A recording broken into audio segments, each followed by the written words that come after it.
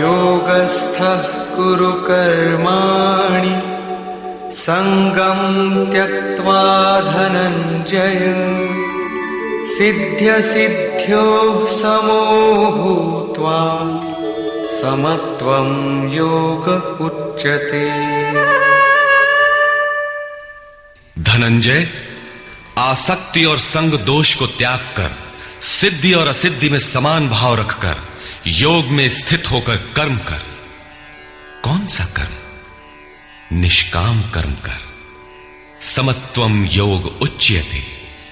ये समत्व भाव ही योग कहलाता है। विषमता जिसमें ना हो ऐसा भाव समत्व कहलाता है।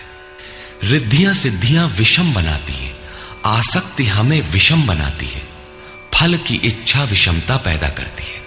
इसीलिए फल की वासना न हो फिर भी कर्म करने में अश्रद्धा ना हो। देखी सुनी सभी वस्तुओं में आसक्ति का त्याग करके प्राप्ति और अप्राप्ति के विषय में न सोचकर केवल योग में स्थित रहते हुए कर्म कर। योग से चित्त चलायमान न हो। योग एक पराकाष्ठा की स्थिति है और एक प्रारंभ की स्थिति भी होती है। प्रारंभ में भी हमारी दृष्टि लक्ष्य पर ही रहनी चाहिए।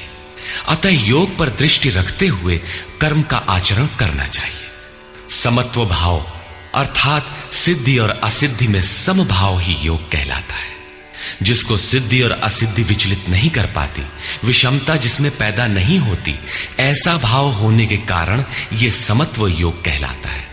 यह इष्ट से समत्व दिलाता है, इसीलिए इसे समत्व योग कहते हैं। कामनाओं का सर्वथा त्याग है, इसलिए इसे निष्काम कर्म योग कहते हैं। कर्म करना है, इसलिए इसे कर्म योग कहते हैं। परमात्मा से मेल कराता है, इसलिए इसका नाम योग अर्थात मेल है।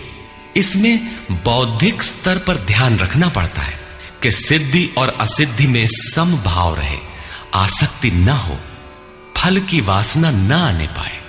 इसलिए यही निष्काम कर्म योग बुद्धि योग भी कहा जाता है।